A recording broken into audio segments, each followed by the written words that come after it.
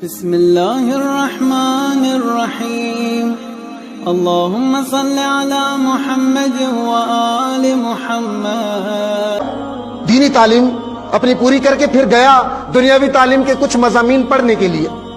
یہ کہتے ہیں کہ میں جب امریکہ میں گیا تو وہاں پہ جب درس شروع ہوا، کلاس شروع ہوئی، پہلی کلاس جب ہوئی ہماری تو استاد نے سب سے نام پوچھا، خود مجھ سے بھی پوچھا، میں نے بتایا میرا نام مثلا حیدر عباس ہے اور میں شیعہ مسلک سے تعلق رکھتا ہوں۔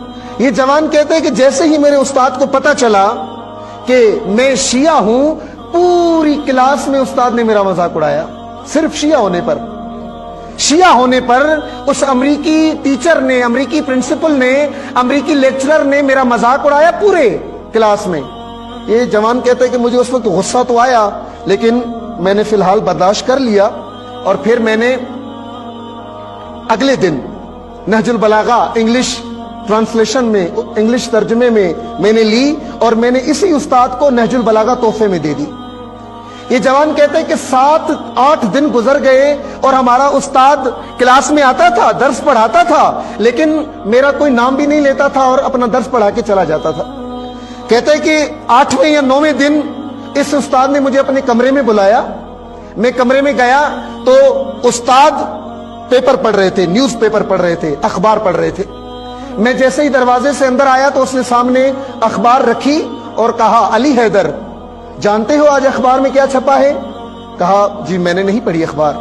کہا کیا چھپا ہے؟ کہا چھپا یہ ہے کہ امریکہ میں ایک جوان نے خودکشی کر لی ہے، اور جو کتاب تم نے مجھے تحفے میں دی ہے، جو کتاب تم نے مجھے دی ہے اور میں نے پڑھی ہے، اس کے مطابق میرا یہ نظریہ ہے کہ کائنات میں دنیا کے جس کونے میں بھی جو بھی خودکشی کرے گا اس کے ذمہ دار تم شیعہ ہو، ذمہ دار تم شیعہ ہو۔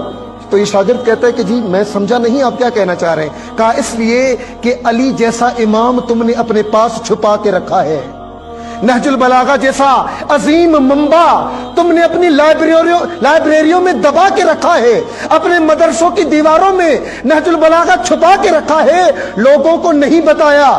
کیوں خودکشی کرتا ہے کوئی؟ جب اس کو جینے کا طریقہ نہ آئے۔ خودکشی کیوں کرتا ہے کوئی؟ جب وہ دنیا سے تنگ آ جائے۔ کہا جو زندگی گزارنے کے اصول علی نے نہج البلاغہ میں بیان کیے ہیں، اگر دنیا کو وہ اصول پتہ چل جائے کوئی خودکشی نہیں کرے گا، کوئی خودکشی نہیں کرے گا، اس کے ذمہ دار تم شیعہ ہو۔ کیوں؟ کیونکہ تم نے نہج البلاغہ جیسا عظیم منبع اپنے پاس چھپا کے رکھا ہے۔ بلکہ میں اس بات کو اور بڑھاؤں، کائنات میں جہاں بھی ظلم ہوگا ذمہ دار ہم شیعہ ہیں، کائنات میں جہاں پر بھی بے عدالتی ہوگی ذمہ دار ہم شیعہ ہیں، کائنات میں جہاں پر بھی کسی کی ناموس پہ حملہ ہوگا ذمہ دار ہم شیعہ ہیں۔ کیوں؟ کیونکہ ہم نے نہج البلاغہ لوگوں کو بتائی ہی نہیں بتائی۔ ہم نے علی کا تعارف کیسے کروایا؟ جشن میں کیک کاٹ کے۔